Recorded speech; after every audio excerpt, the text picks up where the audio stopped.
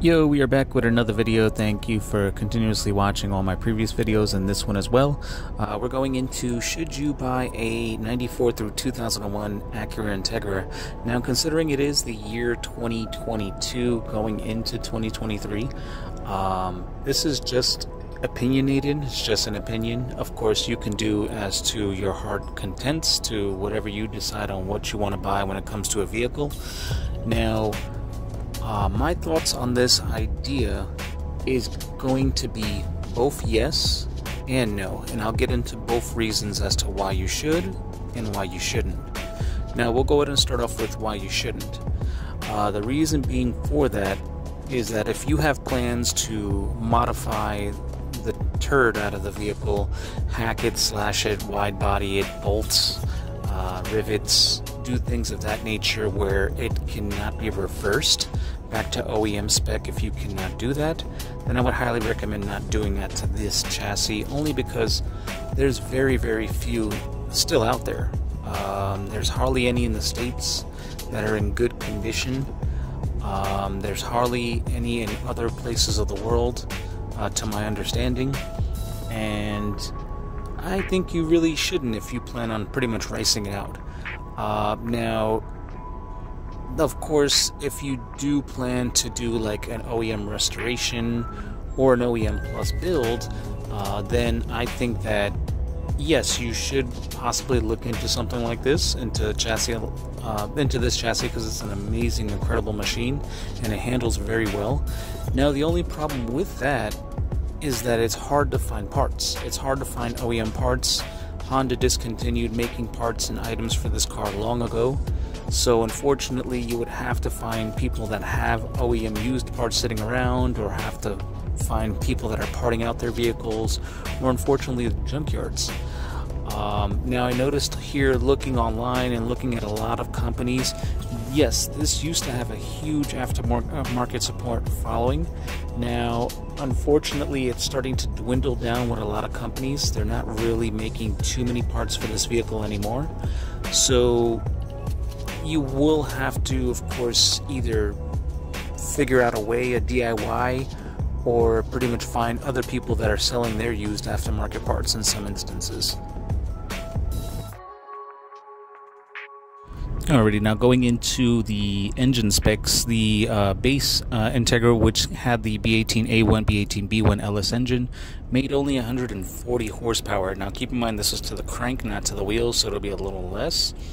The Integra GSRs came with the B18C1 with a 170 horsepower VTEC engine, and of course the B18C or B18C5 and the Integra Type R made up to anywhere between 195 to 197 horsepower to the crank.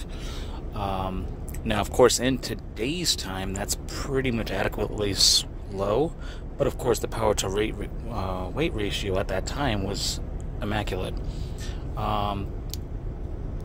Now, going into as to why you should get it, my previous quote was, of course, yeah, if you want to do OEM or OEM Plus, that's always good to look into this chassis.